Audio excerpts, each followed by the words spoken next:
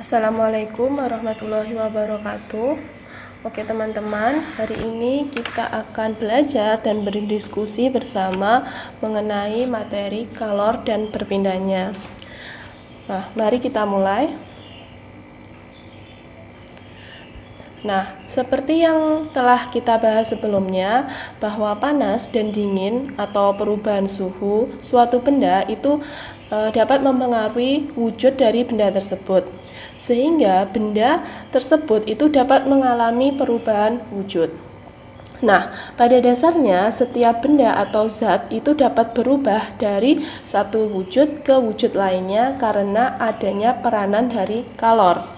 Nah, kalau kita lihat di sini pada diagram gambar di sini ada 3 fase zat, ada padat, ada cair, dan ada gas. Nah, di sini air, di sini kita ambil contoh air dalam wujud cairan itu dia bisa berubah wujud menjadi uap atau gas dan berubah wujud menjadi padat atau menjadi es batu. Nah, kalau kita lihat di sini pada proses mencair, menguap dan menyublim itu zat tersebut itu membutuhkan sejumlah kalor yang artinya ada perpindahan kalor dari lingkungan ke zat tersebut. Jadi dapat dikatakan bahwa zat tersebut itu menyerap kalor yang ada di lingkungannya sehingga terjadi perubahan wujud. Nah, selanjutnya ada yang namanya proses membeku, mengembun, dan mengkristal. Nah, pada ketiga proses ini, zat dikatakan dia melepaskan sejumlah kalor, yang artinya ada perpindahan kalor yaitu dari zat tersebut ke lingkungan, sehingga dari zat tersebut yang sebagai sistem itu dia kehilangan kalor, yang menyebabkan adanya perubahan wujud tersebut. Nah, jadi sebenarnya apa sih kalor itu? Kalor itu merupakan suatu bentuk energi. Nah, pengertian kalor sebagai bentuk energi itu sebenarnya baru berkembang pada awal abad ke-19. Nah, sebelumnya kalor itu dianggap sebagai suatu zat yang dapat mengalir dari satu benda ke benda yang lainnya. Jika kalor dianggap sebagai zat, maka haruslah kalor tersebut memiliki massa kan? Nah, tapi pada kenyataannya kalor itu tidak memiliki massa. Nah, sehingga pernyataan yang menganggap kalor sebagai salah satu bentuk energi itu menjadi kuat. Nah, sehingga kalor dapat didefinisikan sebagai energi yang dipindahkan dari suatu benda ke benda lainnya karena adanya perbedaan suhu antara benda tersebut. Nah, untuk kalor sendiri itu disimbolkan dengan simbol Ki dan satuannya itu bisa berupa joule atau berupa kalori. Nah, untuk konversinya dari kalori ke joule bisa dilihat di sini 1 kalori sama dengan 4186 joule. Nah, ternyata kalor itu juga dapat mempengaruhi beberapa variabel. Yang pertama adalah perubahan suhu benda, yang kedua adalah massa benda, dan ketiga adalah jenis zat. Nah, untuk lebih jelasnya, mari kita bahas satu persatu dulu. Kita bahas mulai pengaruh kalor terhadap perubahan suhu benda. Nah, kita lihat di sini gambar di sini ya. Pada saat kita memasak air itu dengan kompor, kan kita dapat ya mengatur besar kecilnya nyala api. Nah, semakin besar nyala api, artinya kalor yang diberikan terhadap air tersebut itu akan semakin banyak. Sehingga semakin banyak kalor yang diserap oleh air, jadi yang diterima oleh air tersebut, maka dapat mengakibatkan suhu air akan semakin meningkat. Nah, dari sini dari analogi ini dapat kita rumuskan secara sistematis bahwa kalor itu sebanding dengan perubahan suhu. Seperti itu. Sehingga kita rumuskan Q sebanding dengan delta T. Lalu yang kedua adalah pengaruh kalor dengan massa benda. Nah, kalau kita lihat di sini ada gambar air dengan volume 100 ml dengan yang satunya air dengan volume 500 ml ini dididihkan atau dimasak. Nah, manakah yang lebih cepat mendidih? Dengan variabel nyala api di sini dibuat tetap dan bahan dari panci di sini juga sama ya. Nah, kalau kita bandingkan mana yang lebih cepat mendidih, tentu yang lebih cepat mendidih adalah yang volumenya 500 ml. Kenapa bisa begitu? Karena kalor yang dibutuhkan untuk merebus air dalam jumlah 1000 ml di sini adalah lebih banyak dibandingkan dengan kalor yang dibutuhkan untuk merebus air 500 ml di sini. Karena kalor yang dibutuhkan oleh volume yang pertama ini lebih banyak, maka masa perebusan atau masa memasak air pun akan menjadi lebih lama. Nah, dari analogi ini dapat kita simpulkan bahwa semakin banyak massa zat, maka akan semakin banyak pula kalor yang dibutuhkan untuk menaikkan suhu zat tersebut. Jadi di sini volume di sini dia sebanding dengan massa ya. Jadi dapat dikatakan bahwa kalor itu berbanding lurus dengan massa zat tersebut. Sehingga secara sistematis kita dapat rumuskan seperti ini, Q berbanding lurus dengan M.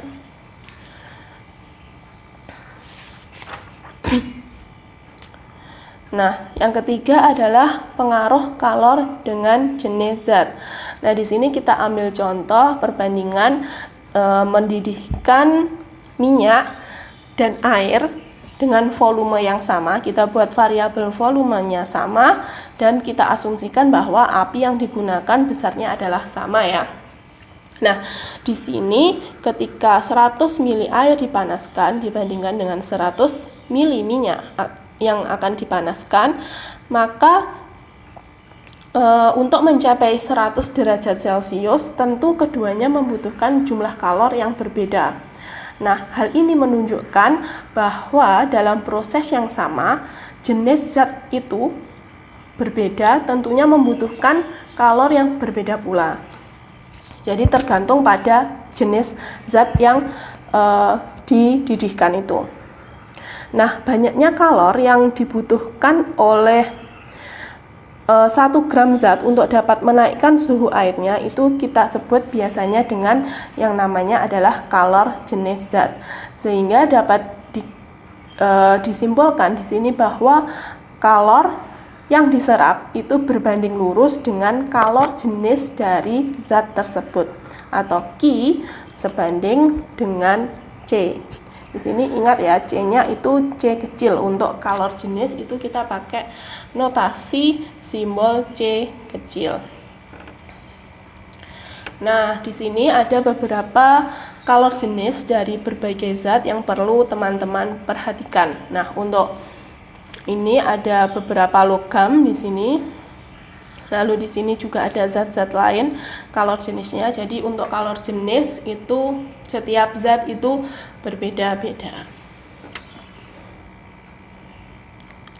Nah, dari ketiga pembahasan di atas mengenai perubahan kalor, pengaruh kalor terhadap perubahan suhu benda, pengaruh kalor dengan massa benda, dan pengaruh kalor dengan jenis zat, maka dapat diperoleh kesimpulan bahwa besarnya kalor atau Q yang diperlukan untuk menaikkan suhu suatu zat itu sebanding dengan kenaikan suhu, di sini delta T. Lalu sebanding juga dengan massa zat tersebut dan sebanding juga dengan kalor jenis zat tersebut. Maka secara matematis dapat kita rumuskan secara umum adalah Q sama dengan MC kali delta T. Jadi di sini kalor yang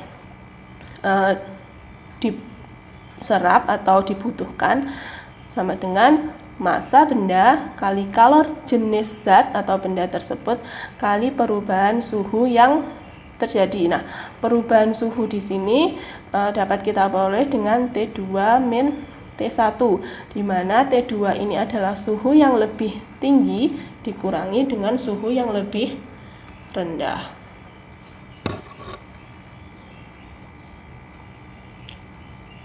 Nah, selain itu, pada pembahasan kalor ini kita juga mengenal yang namanya kapasitas kalor. Apa sih kapasitas kalor itu? Kapasitas kalor itu merupakan banyaknya kalor yang dibutuhkan oleh suatu benda sehingga suhunya naik sebesar 1 derajat Celcius. Nah, kapasitas kalor dapat dirumuskan secara sistematis, yaitu massa benda dikali kalor jenisnya. Nah, sebelumnya kan kita sudah membuat atau mengenal rumus Q sama dengan M kali C kali delta T.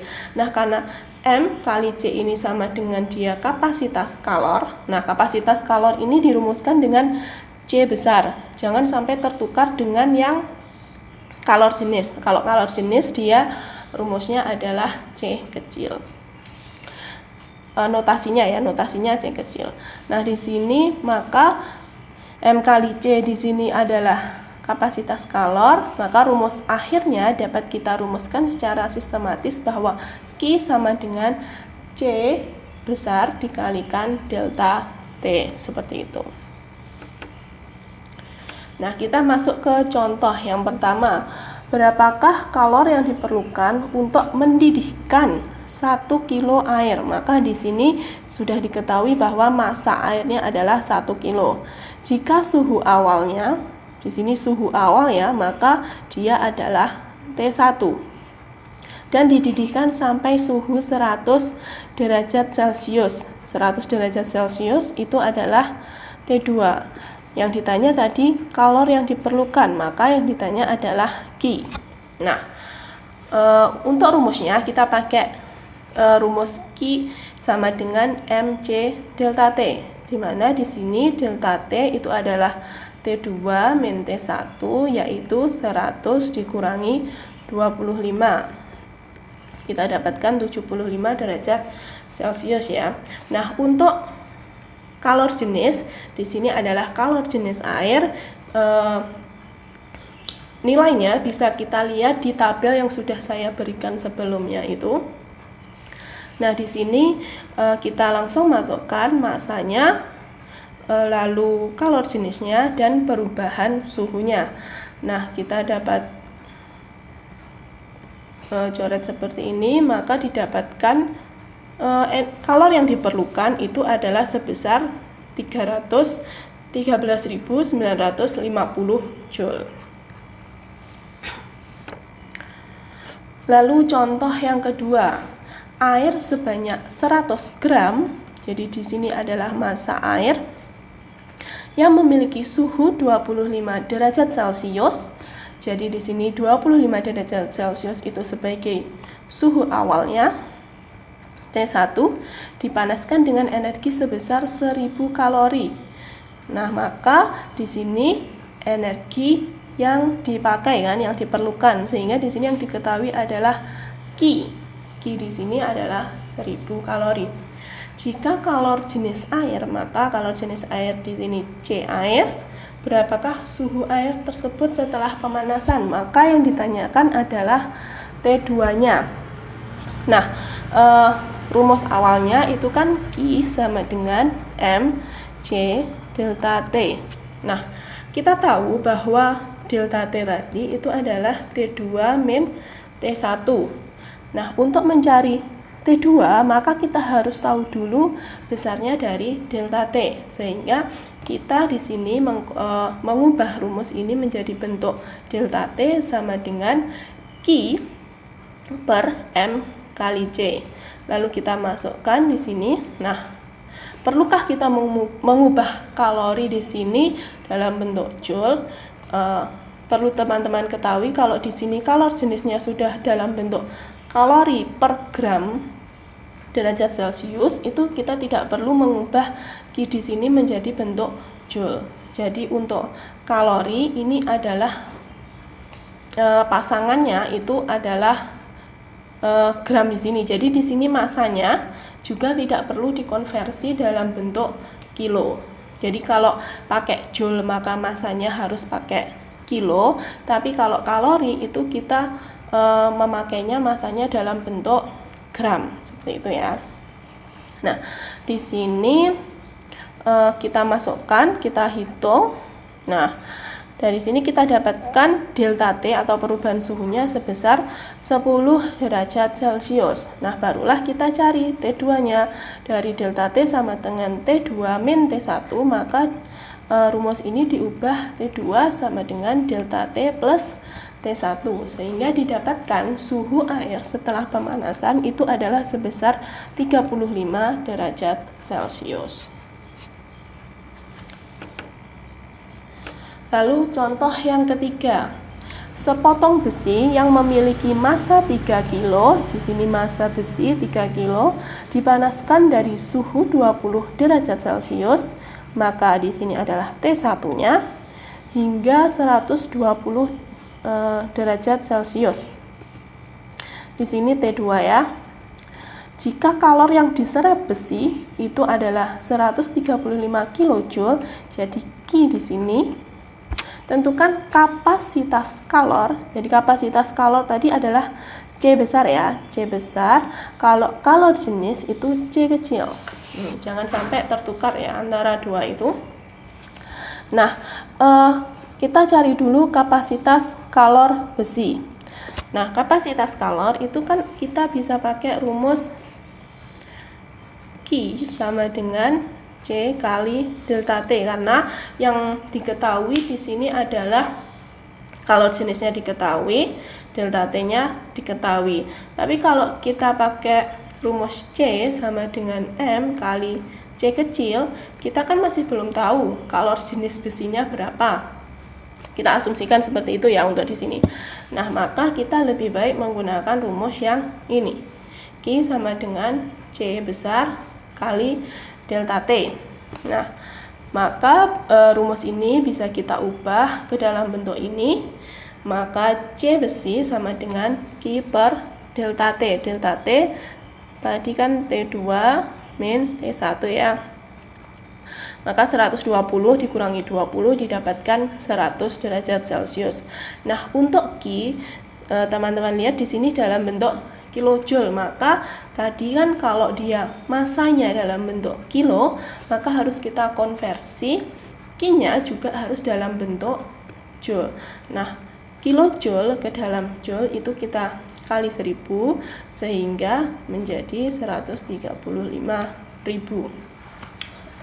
Nah, dari sini tinggal kita bagi sehingga didapatkan kapasitas kalor dari besi itu sebesar 1350 Joule per Celcius. Nah, selanjutnya kita mencari kalor jenis besi. Nah, kalor jenis besi ini kita bisa memakai rumus kapasitas kalor sama dengan massa dikalikan kalor jenis. Maka kalor jenis di sini kita ubah ke dalam bentuk rumus seperti ini, maka kapasitas kalor besi dibagi dengan massa besi. Jadi kan tadi kapasitas kalor sudah kita ketahui sebesar 1350 Joule. Dibagi dengan 3 kilo, maka didapatkan hasil kalor jenis dari besi itu adalah sebesar 450 Joule per kilo derajat Celcius.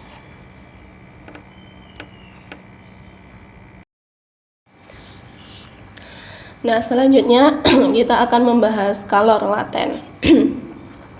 Nah, seperti yang kita bahas sebelumnya, bahwa perpindahan kalor dapat menyebabkan benda itu mengalami perubahan suhu. Tapi terkadang jika ada suatu keadaan di mana yang terjadi itu hanya perubahan wujudnya tanpa mengalami perubahan suhu. Jadi suhunya itu tetap, tapi ternyata dalam keadaan itu meskipun suhunya tetap itu wujudnya dia berubah. Nah, perubahan wujud yang demikian itu disebut sebagai perubahan fase. Nah, untuk zat yang berbeda respon terhadap penambahan maupun pelepasan atau pengurangan energi itu juga akan berbeda tentunya. Nah, begitu pula dengan jumlah energi yang dipindahkan selama perubahan fase itu tergantung pada jumlah dari zat tersebut. Nah, jika energi sebesar Q itu dia dibutuhkan untuk mengubah fase zat sebesar M, maka dapat dikatakan perbandingan L itu sebanding dengan Q per M. Nah, hal ini rumus ini menunjukkan adanya karakteristik termal oleh suatu zat. Nah, oleh karena itu, penambahan atau pengurangan energi ini itu tidak menyebabkan perubahan suhu. Nah, besaran L di sini itu disebut sebagai kalor laten. Sehingga kalau kita rumuskan dalam bentuk energi, maka dapat kita ubah menjadi Q sama dengan M dikali L. Nah, tanda plus minus di sini itu digunakan untuk menandai apakah energi itu masuk ke sistem atau keluar sistem. Nah, tanda positif digunakan ketika energi masuk ke sistem, contohnya pada proses penguapan. Sedangkan tanda negatif digunakan ketika energi meninggalkan sistem, yaitu ketika contohnya adalah pembekuan, karena dia ketika proses membeku dia kan energi kalornya itu dia keluar ke lingkungan. Nah, untuk kalor laten sendiri satuannya adalah joule per kilo ya. Nah, secara umum terdapat dua jenis kalor laten. Yang pertama adalah kalor laten peleburan atau LF dan kalor laten penguapan atau LV. Nah, untuk kalor laten peleburan itu merupakan istilah yang digunakan ketika perubahan fasenya itu adalah dari padat ke cair. Jadi dia padatan, dia melebur menjadi suatu cairan. Lalu yang kedua adalah kalor laten penguapan, itu istilah yang dipakai ketika perubahan fasenya itu adalah dari cair ke gas. Nah, untuk memahami lebih lanjut mengenai kalor laten ini, mari kita sebelumnya maaf di sini ada beberapa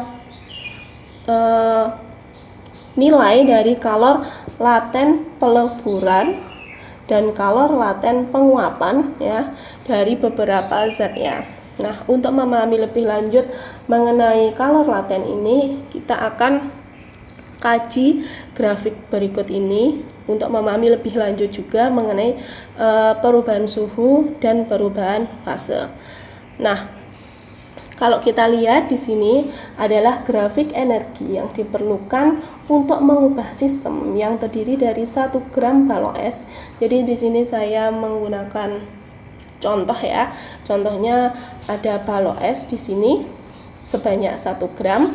Dia dipanaskan atau diberi energi yang awalnya dia suhunya min 30 derajat sampai nantinya dia mencapai uap di sini dengan suhu 120 derajat Celcius. Nah, di sini nanti kita akan menghitung energi yang dibutuhkan pada setiap tahapnya. Jadi di sini ada tahap pertama di sini atau di bagian A di sini adalah Q1. Lalu energi yang kedua di sini bagian B Q2. Lalu di bagian C itu ada Q3, di bagian D di sini ada Q4, lalu terakhir di sini ada Q5. Sehingga nanti di sini kita akan membahas perbedaan kalor yang dibutuhkan pada setiap bagian di sini, setiap daerah. Nah, dari sini nanti kita akan tahu Q totalnya dengan cara menjumlahkan Q1, Q2, Q3, Q4, dan Q5.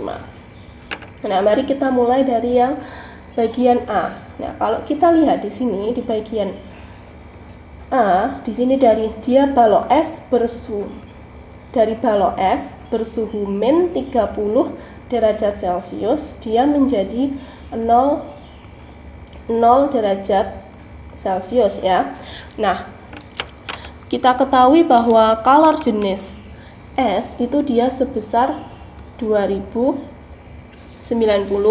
Joule per kilo Celcius. Nah, kalau kita lihat di sini dari dia min 30 menjadi 0 derajat Celcius, kita tahu bahwa dia terjadi perubahan suhu, tetapi dia tidak terjadi perubahan fase. Kan masih, kalau kita lihat di suhu 0 derajat Celcius pasti masih ada dalam bentuk es, belum sepenuhnya dia mencair kan. Nah, di sini kalau kita hitung kalor yang dibutuhkan untuk mencapai suhu 0 derajat Celcius itu dengan rumus Q sama dengan mc delta T, di mana massa yang digunakan itu adalah massa es dan kalor jenis yang digunakan itu adalah kalor jenis es. Karena apa? Karena dia masih wujudnya masih es di daerah A ini. Nah, dari sinilah delta T-nya. Delta T tadi kan dia suhu akhirnya 0 derajat dikurangi min 30, sehingga delta T-nya adalah 30 derajat Celcius, sehingga didapatkan nilai Q-nya itu sebesar 62,7 Joule. Seperti itu. Lalu bagian B. Nah, bagian B di sini dia kalau kita lihat grafiknya dia mendatar kan. Nah, dari sini ketika suhu itu mencapai 0 derajat Celcius, ada campuran es dan air dengan suhu yang tetap. Nah, suhunya ini akan tetap sampai es tersebut itu sepenuhnya mencair menjadi cair. Nah, proses inilah yang dikatakan sebagai proses melebur, sehingga energi yang dibutuhkan untuk melelehkan 1 gram es tersebut itu dapat menggunakan yang namanya kalor laten peleburan air. Kalor laten peleburan air atau LF ya. Maka di sini rumus energinya itu adalah Q sama dengan massa air dikalikan kalor laten peleburan air. Kenapa tidak ada delta T? Karena tadi dia tidak mengalami perubahan suhu, suhunya tetap, hanya fasenya saja yang berubah. Nah, untuk massanya itu karena dia sudah menjadi cair atau air, maka massa yang digunakan adalah massa air. Nah, massa air di sini dia sebanding dengan massa es, yaitu sebesar 1 gram. Nah, 1 gram di sini kita konversi, jangan lupa menjadi kilo ya, dikalikan kalor laten peleburan air itu sebesar 3,33 kali 10 pangkat 5. Nah, untuk nilai kalor laten peleburan air itu bisa dilihat di tabel sebelumnya yang sudah saya jelaskan. Nah, sehingga didapatkan kalornya di sini sebesar 3,33 kali 10 pangkat 2 Joule. Nah, selanjutnya yang bagian C. Nah, kalau kita lihat di bagian C, di sini dia mulai dari 0 derajat Celcius, dia naik suhunya sampai 100 derajat Celcius. Nah, pada bagian ini kita lihat bahwa terjadi kenaikan suhu, tetapi untuk fasenya dia tetap, yaitu dia tetap bentuk air atau cairan. Nah, sehingga energi yang dibutuhkan itu dapat dihitung menggunakan rumus Q sama dengan mc delta T. Karena apa? Delta T karena terjadi perubahan suhu itu tadi. Nah, untuk massanya yang dipakai adalah massa air. Lalu untuk kalor jenisnya itu ada kalor jenis air ya. Jangan sampai lupa, karena di sini sudah bentuknya bentuk air, maka yang dipakai adalah kalor jenis air. Berbeda ketika di sini tadi bentuknya masih es, sehingga kalor jenis yang dipakai itu adalah kalor jenis es. Nah, meskipun es dan meskipun air dalam bentuk cair, padat, dan uap itu sama-sama asalnya dari air, tapi besarnya kalor jenis itu tentunya juga berbeda. Jadi jangan sampai salah. Nah, untuk kalor jenis air di sini sebesar 4186 Joule per kilo Celcius. Nah, didapatkan jumlah energinya yaitu sebesar 418,6 Joule. Oh ya, di sini delta T-nya tadi kan T2 min T1 yaitu 100 min 0 derajat Celcius, sehingga didapatkan delta T-nya 100 derajat Celcius. Lalu di bagian D. Nah, di bagian D di sini kita lihat grafiknya, dia mendatar terus sampai di sini dengan suhu yaitu tetap 100 derajat Celcius. Nah, pada fase ini mirip dengan pada fase yang B tadi, yaitu suhunya tetap tapi dia mengalami perubahan suhu. Kalau yang di D, perubahan wujud, maaf. Jadi suhunya tetap tapi fasenya itu berubah. Di mana yang D ini yang awalnya dia air, dan di sini air, dia mulai berubah menjadi uap. Nah, dari sini maka kita menggunakan kalor laten lagi. Nah, tetapi kalor laten yang digunakan untuk menghitung energi itu adalah kalor laten penguapan, ya. Nah, kalau tadi ini kan yang dipakai di sini itu adalah kalor laten peleburan. Karena dia berubah dari padat ke cair. Nah, kalau di sini yang dipakai itu adalah kalor laten penguapan. Karena apa? Karena dia berubah fasenya dari cair menjadi gas, dia menguap. Nah, dari sini kita memakai rumus Q sama dengan M kali LV. Nah, untuk masanya kita menggunakan massa uap air, di mana massa uap air ini sebanding dengan massa es juga sebanding dengan massa air itu tadi, sehingga sebanyak 1 gram atau 10⁻³ kilo.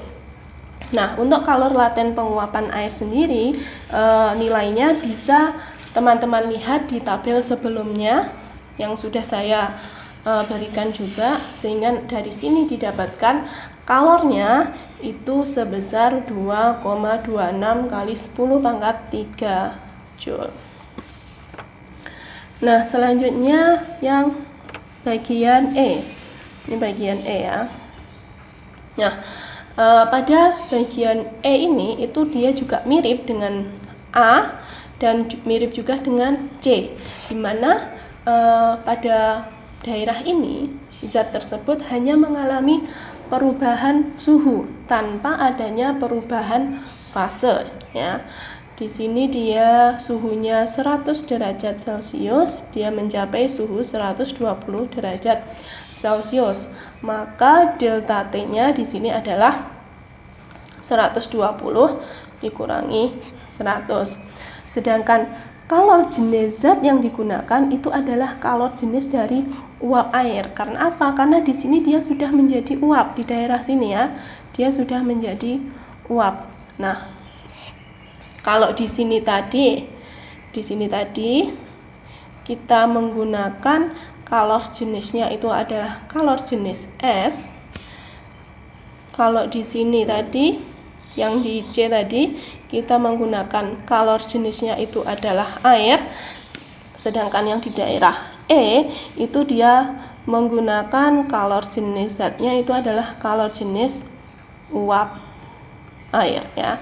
Jangan sampai salah. Nah, di sini massanya yaitu massa uap air sama, sehingga didapatkan energi yang dibutuhkan untuk mengubah dia, menaikkan suhu dia dari 100 derajat Celcius ke 120 derajat Celcius itu sebesar 40,2 Joule. Nah, kalau yang ditanya itu adalah berapa kalor yang dibutuhkan untuk mengubah suhu 1 gram es dari suhu min 30 derajat Celcius menjadi 120 derajat Celcius, maka yang kita gunakan adalah Q total itu tadi. Q totalnya apa? Ya kita jumlah dari energi yang dibutuhkan pada bagian A di sini sampai yang E. Jadi kalau kita kita misalkan di A tadi adalah Q1, lalu yang di B itu adalah Q2, di C adalah Q3, dan di D itu adalah Q4, sedangkan di E itu adalah Q5. Bisa kita jumlah, langsung kita jumlah, maka akan didapatkan Q totalnya. Seperti itu. Nah, selanjutnya kita akan membahas tentang asas Planck. Nah, di sini kita lihat di sini ada air panas, lalu di sini ada es batu. Nah, teman-teman pasti juga pernah melakukan hal ini, yaitu dengan mencampurkan atau memasukkan es batu ke dalam air panas. Nah, apa yang terjadi ketika teman-teman memasukkan es batu ke dalam air panas tersebut? Maka yang terjadi adalah akan terjadi penurunan suhu pada air panas tersebut, sedangkan untuk es batu itu dia akan cepat mencair karena ada pengaruh panas. Jadi di sini terjadi penyerapan dan pelepasan kalor, proses pelepasan dan penyerapan kalor. Untuk yang air panas, dia adalah melepaskan kalornya ke dalam es batu, sedangkan es batu dia menyerap kalor dari air panas ini tadi untuk nantinya dia berubah wujud menjadi cair. Nah, akibatnya dari sini itu akan terjadi penurunan suhu pada air panas ini. Nah, campuran atau suhu akhir dari campuran ini nantinya kita dapat hitung menggunakan asas Planck. Nah, apa sih asas Planck itu? Asas Planck itu adalah jumlah kalor yang dilepas oleh suatu benda yang bersuhu tinggi. Jadi ini tadi kalau air panas dia kan suhunya lebih tinggi, sedangkan untuk es suhunya lebih rendah. Maka air panas ini tadi dia melepaskan kalor. Yang selanjutnya kalor ini dia diserap oleh es atau diterima oleh es yang suhunya itu lebih rendah. Nah, secara matematis asas Planck ini kita rumuskan sebagai Q lepas sama dengan Q terima. Jadi kalor yang dilepas oleh benda yang bersuhu tinggi itu jumlahnya sama dengan kalor yang diterima oleh benda yang suhunya lebih rendah. Nah, kita breakdown di sini rumusnya. Kita tahu rumus Q tadi itu adalah MC delta T ya. Nah, kalau Q lepas, tadi kan Q lepas melepaskan kalor itu dimiliki oleh benda yang suhunya lebih tinggi ya. Sedangkan Q terima itu adalah kalor yang diterima oleh benda yang suhunya dia lebih rendah.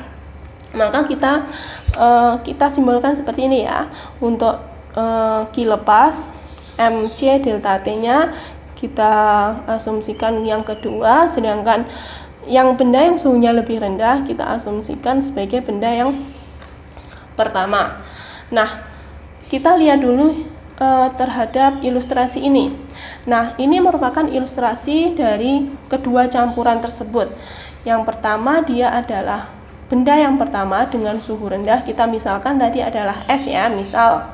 Lalu benda yang kedua punya suhu tinggi, yaitu dia air panas, kita misalkan. Nah, ketika es dimasukkan ke dalam air panas, tadi kan akan dicapai suhu air yang dia lebih rendah kan tentunya dari suhu air panas ini yang disebut sebagai suhu akhir atau suhu campuran. Nah, dari ilustrasi ini dapat kita simpulkan untuk delta T. Delta T untuk ini yang air panas atau suhu yang lebih tinggi, delta T2 itu adalah T2 di sini dikurangi dengan T akhir ya. Jadi kan pasti suhu campuran itu di atasnya suhu yang rendah tapi di bawahnya suhu yang tinggi kan. Maka kita ilustrasikan sebagai T akhirnya ada di tengah-tengah. Tapi belum tentu suhu akhir itu dia rentang dari kedua suhu tersebut lalu dibagi dua ya. Ini hanya ilustrasi saja. Nah, sedangkan delta T dari suhu yang rendah, yang dia awalnya suhunya dia rendah menjadi tinggi kan. Nah, makanya dia suhu akhir dikurangi suhu yang awal. Seperti itu. Nah, dari sini kita masukkan untuk delta T2-nya adalah T2 min TA. Untuk delta T1-nya adalah TA min T1. Jangan sampai kebalik ya. Untuk di sini lagi saya ingatkan, untuk Q lepas dengan suhu benda yang lebih tinggi, yaitu kita beri contoh tadi air panas. Untuk Q terima itu untuk suhu benda yang dia lebih rendah, kita beri contoh tadi adalah yang S. Nah, ketika AS dicampurkan ke air panas, tentunya suhu campuran yang didapatkan itu pasti nanti lebih tinggi dari suhu S, tetapi lebih rendah dari suhu air panas, ya kan? Nah, sehingga dapat kita ilustrasikan bahwa suhu campuran itu ada di antara suhu yang paling rendah dan suhu yang paling tinggi. Sehingga dari sini kita mendapatkan delta T dari suhu benda yang lebih panas atau T2 itu adalah suhu yang lebih tinggi dikurangi suhu akhirnya. Ya. Suhu air kan di sini di bawahnya suhu tinggi. Lalu untuk yang delta T1 itu karena suhunya dia suhu benda yang lebih kecil atau rendah, maka delta T-nya adalah suhu akhir atau suhu campurannya dikurangi suhu awalnya atau T1. Seperti itu. Nah, kita masuk ke contoh soal. Sepotong logam aluminium dengan massa 0,25 kilo. Ini massa aluminium. Dipanaskan sampai suhu 100 derajat Celcius. Ini untuk suhu aluminium ya. Kemudian dimasukkan ke dalam bejana yang berisi dengan air sebesar 0,2 kilo. Ini massa airnya. Ini untuk suhu airnya 25 derajat Celcius. Nah, kita asumsikan bahwa hanya terjadi pertukaran kalor antara aluminium dan air, maka berapa suhu akhir campuran yang dapat dicapai? Berarti yang ditanyakan suhu akhirnya atau TA. Nah, di sini ada aluminium. Kita masukkan ke dalam air. Aluminium suhunya itu 100 derajat Celcius. Sedangkan untuk air, di sini air itu suhunya adalah 25 derajat Celcius. Tadi kan Q lepas sama dengan Q terima. Nah, untuk Q lepas itu tadi apa? Dimiliki oleh benda yang suhunya lebih tinggi kan? Maka di sini adalah yang ditanya Q aluminium ya. Sedangkan Q yang diterima atau kalor yang diterima itu dimiliki oleh jumlah kalor yang diterima oleh benda atau zat yang memiliki suhu yang lebih rendah. Maka di sini Q-nya ini di sini adalah Q air. Ya. Karena suhu air itu lebih rendah. Nah, kita coba di sini tadi Q aluminium sama dengan Q air. Ya, ini jangan lupa ini Q lepas, ini Q terima. Nah, dari sini tadi kan kita masukkan ke rumus nih ya, T2 min TA, TA min T1. Kita asumsikan aluminium sebagai benda kedua, lalu untuk air sebagai benda pertama. Langsung saja kita tinggal masukkan nilai-nilai ini ke dalam rumus. Jangan lupa di sini untuk kalor jenis aluminium bisa dilihat di tabel kalor jenis, yaitu sebesar 900, sedangkan kalor jenisnya dari air bisa dilihat juga di tabel yang sudah saya berikan, yaitu sebesar 4186. Nah, kita kalikan di sini 0,25 dikalikan 900 didapatkan 225. Lalu 0,2 dikalikan 4186 dikalikan didapatkan 837,2 ya. Nah, dari sini kita kalikan seperti ini. Seperti ini ya, sehingga didapatkan 22.500 min 225 TA. Jadi di sini min, lalu ini sama juga dikalikan seperti ini, maka di sini 837,2 TA min 20.930. Nah, karena ini punya variabel TA, ini juga variabel TA, maka dijadikan satu. Ini dia min 225 TA pindah ke ruas kanan menjadi positif ya. Kalau untuk yang ini yang tidak mempunyai variabel TA, dia pindah ke ruas sebelah kiri menjadi plus juga.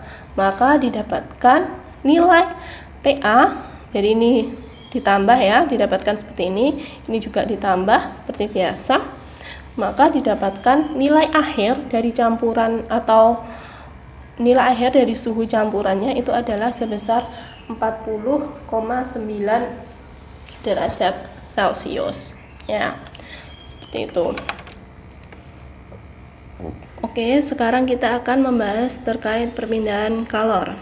Nah, seperti yang kita tahu bahwa kalor itu dapat berpindah karena adanya perbedaan suhu. Nah, kalor pada suatu benda itu dapat berpindah dari suatu benda yang suhunya lebih tinggi ke benda yang suhunya lebih rendah. Nah, sebenarnya fenomena perpindahan kalor ini banyak kita jumpai dalam kehidupan sehari-hari. Misal pada saat kita memasak. Nah, api dari kompor itu dia mengenai panci dan dasar panci dan akan menyebar ke seluruh bagian permukaan panci dan bahan makanan yang ada di dalamnya. Nah, dari sinilah terjadi perpindahan kalor dari kompor tersebut, nyala api dari kompor tersebut ke panci serta ke dalam makanan. Nah, berbicara mengenai perpindahan kalor, maka kita mengenal setidaknya ada 3 cara yang terjadi. Yang pertama itu adalah dengan cara konduksi.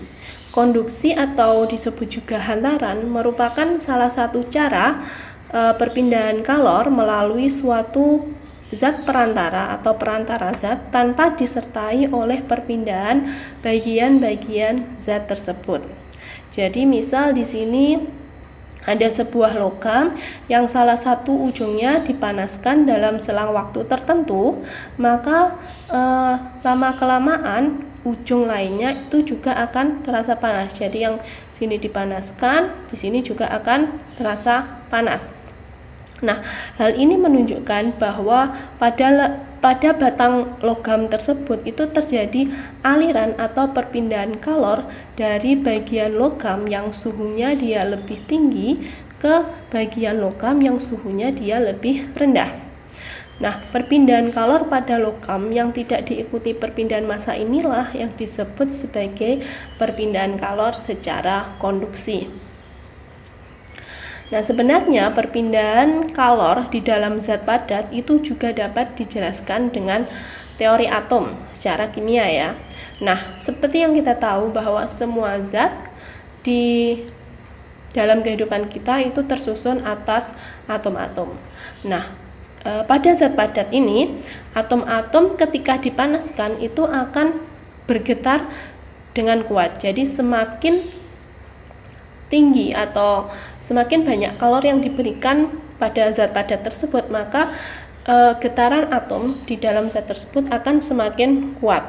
Nah, atom-atom yang bergetar itu akan memindahkan sebagian energinya kepada atom-atom tetangga terdekat yang ditumbuknya. Jadi kalau di sini dia tersusun dari atom-atom. Nah, ketika atom yang di sini dia bergetar, dan menumbuk atom di sebelahnya, maka energi akan disalurkan juga. Nah, kemudian atom tetangga yang ditumbuk dan mendapatkan kalor ini juga akan ikut bergetar dan menumbuk atom-atom yang lainnya, dan begitu seterusnya sampai terjadi perpindahan kalor dalam zat tersebut. Jadi di sini atom di sini bergetar, merambat ke sini, bergetar terus merambat sehingga tercapailah perpindahan energi kalor dari sini suhu yang tinggi ke suhu yang lebih rendah. Nah, syarat terjadinya konduksi kalor suatu zat adalah adanya perbedaan suhu antara dua tempat pada zat tersebut ya. Jadi kalor akan berpindah dari tempat yang bersuhu tinggi ke tempat yang bersuhu rendah. Tapi jika suhu kedua tempat tersebut itu menjadi sama, maka rambatan kalor pun akan terhenti. Nah, misal jadi di sini ada logam yang awalnya di sini suhunya lebih rendah. Jika ujung yang sini dia dipanaskan terus-menerus, maka lama-kelamaan pun suhu yang ada di ujung pertama itu akan sama dengan suhu yang ada di ujung kedua di sini. Nah, ketika suhu kedua ujung logam ini dia sama, maka tidak akan lagi terjadi perpindahan atau rambatan kalor. Nah, seperti yang kita tahu, kemampuan zat atau benda dalam menghantarkan kalor itu juga berbeda-beda ya. Oleh karena itu, kemampuan benda-benda di alam itu dalam menghantarkan kalor itu dibedakan menjadi dua kelompok, yaitu ada yang namanya konduktor dan ada yang namanya isolator. Nah, konduktor merupakan benda-benda yang mudah menghantarkan kalor. Contoh dari konduktor itu ada tembaga, besi, dan aluminium. Sedangkan isolator sendiri adalah kelompok benda yang sukar sekali menghantarkan kalor. Contohnya seperti kayu, karet, dan plastik. Nah, secara umum, bahan-bahan yang terbuat dari logam itu memang umumnya dia sebagai konduktor kalor. Sedangkan bahan-bahan yang dia terbuat dari non-logam itu memang umumnya dia merupakan isolator kalor. Nah, cara perpindahan kalor yang kedua yaitu dengan cara konveksi. Nah, konveksi sendiri merupakan salah satu cara perpindahan kalor melalui suatu zat disertai dengan perpindahan zat tersebut. Kalau di konduksi di sini tadi zatnya atau mediumnya tidak ikut mengalir, tapi kalau di konveksi mediumnya itu dia ikut berpindah. Nah, perpindahan kalor secara konveksi ini hanya terjadi pada zat cair dan zat gas atau fluida, jadi tidak terjadi pada zat padat. Nah, perpindahan kalor secara konveksi itu juga dinamakan juga sebagai aliran panas. Karena apa? Karena bagian-bagian zat itu terus mengalir selama pemanasan atau selama proses pemanasan tersebut. Nah, kita ambil contoh adalah perpindahan kalor melalui air yang dipanaskan. Jadi di sini ada air, dia dipanaskan. Nah, ketika air dipanaskan, maka bagian air yang panas akan berkurang massa jenisnya. Kita tahu kalau dia dipanaskan, otomatis partikel-partikel air yang ada di bawah ini adalah air yang lebih cepat panas ya. Sehingga ketika di sini dipanaskan, maka massa jenis dari air tersebut akan berkurang. Nah, ketika massa jenis air tersebut akan berkurang, maka partikel-partikel air yang awalnya ada di bawah, dia akan naik ke atas, naik ke permukaan. Nah, tempat air panas tersebut akan digantikan oleh air dingin yang juga akan mengalami hal serupa dengan air panas sebelumnya. Jadi dia berputar. Ketika dia dipanaskan, di sini kan dia masih dingin air yang di atas permukaan. Dia akan menggantikan posisi dari air panas yang dia naik ke atas ini tadi. Begitu seterusnya sampai akhirnya seluruh bagian air menjadi panas. Nah, perpindahan panas secara konveksi itu juga terjadi pada udara, sehingga terjadi ada yang namanya angin darat dan angin laut. Itu contoh lain dari konveksi. Nah, seperti yang kita tahu, perpindahan kalor secara konveksi itu berbeda dengan perpindahan kalor secara konduksi ya, di mana pada peristiwa konveksi itu terjadi gerakan massa atau gerakan partikel-partikel zat perantara, sedangkan peristiwa konduksi hal tersebut dia tidak terjadi. Jadi kalau di konveksi ini tadi zat perantaranya ya air itu sendiri, airnya bergerak dia dari bawah ke atas, dari atas ke bawah, begitupun seterusnya. Sedangkan yang konduksi ini tadi dia zat perantaranya adalah logam, tapi dia tidak bergerak, logamnya yang mengalir itu adalah hanya energi yang ada di dalam logam tersebut.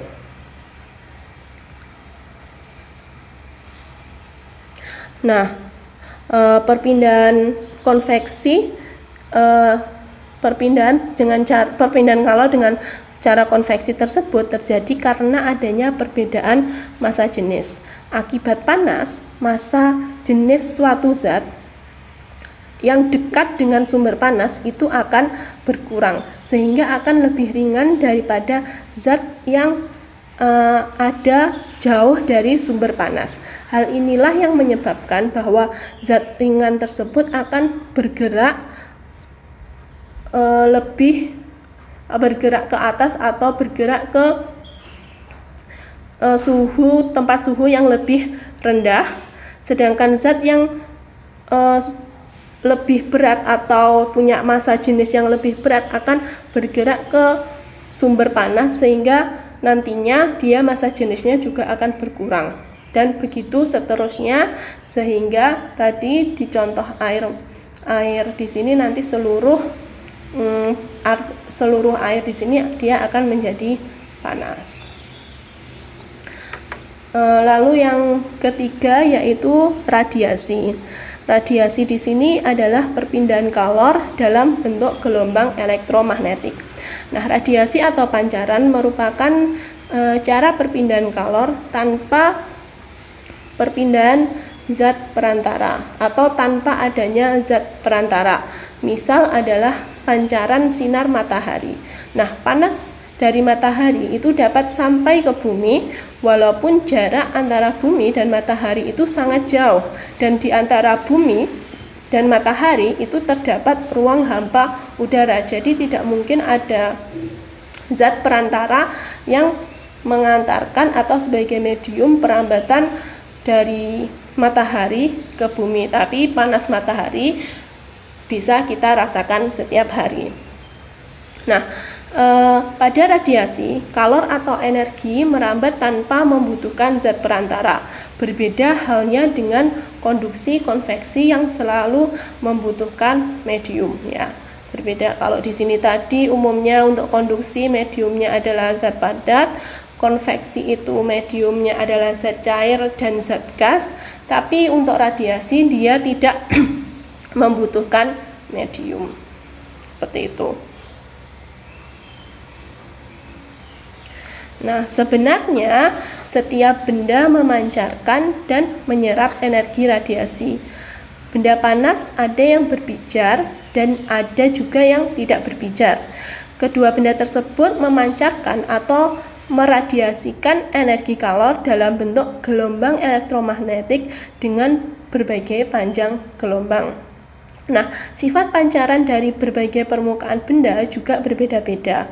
Beberapa jenis benda tercatat ada yang mudah menyerap dan memancarkan radiasi kalor, dan beberapa jenis benda itu lainnya juga ada yang tidak mudah menyerap atau memancarkan radiasi kalor. Nah, berdasarkan sejumlah penyelidikan diketahui bahwa benda hitam seperti yang kita tahu itu dia lebih mudah sekali dalam menyerap dan memancarkan kalor dibandingkan dengan benda selain benda berwarna hitam.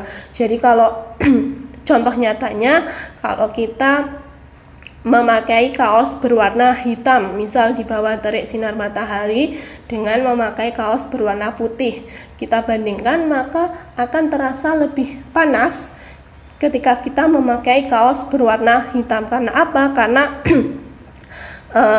kaos yang berwarna hitam itu akan lebih banyak menyerap kalor. Seperti itu. Itu untuk perpindahan kalor dengan cara konduksi, konveksi, dan radiasi. Mungkin itu saja yang dapat saya sampaikan terkait materi kalor dan perubahannya. Semoga bermanfaat. Wassalamualaikum warahmatullahi wabarakatuh.